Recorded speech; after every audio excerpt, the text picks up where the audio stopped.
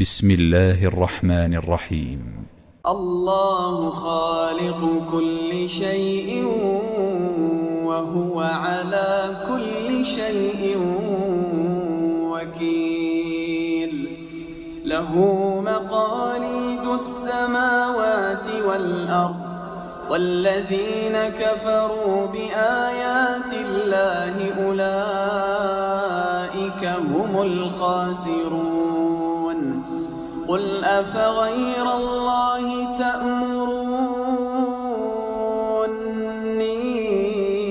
أعبد أيها الجاهلون؟ ولقد أوحي إليك وإلى الذين من قبلك لئن أشركت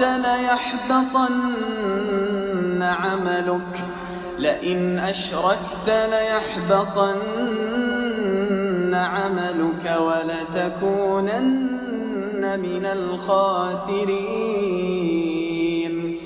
بل الله فاعبد وكن من الشاكرين. وما قدروا الله حق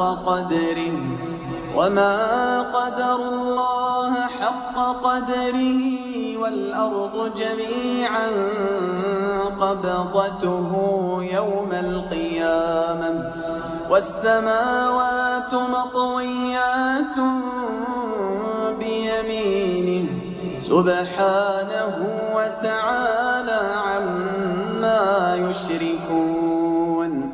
ونفخ في الصور فصعق من في السماوات ومن في الأرض إلا من شاء الله، ثم نفخ فيه أخرى فإذا هم قيام ينظرون.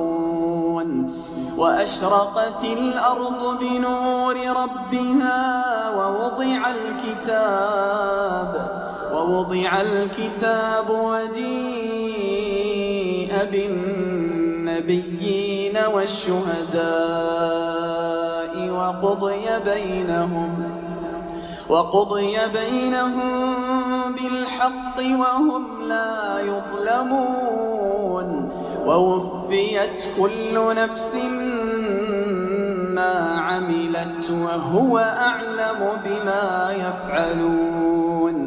وسيق الذين كفروا إلى جهنم زمرا حتى إذا جاءوها فتحت أبوابها وقال لهم خزنتها ألم يأتكم رسل منكم يتلون عليكم آيات ربكم وينذرونكم لقاء يومكم هذا؟ قالوا بلى ولكن حقت كلمة العذاب على الكافرين. قيل ادخلوا أبواب جهنم خالدين فيها فبئس مثوى المتكبرين.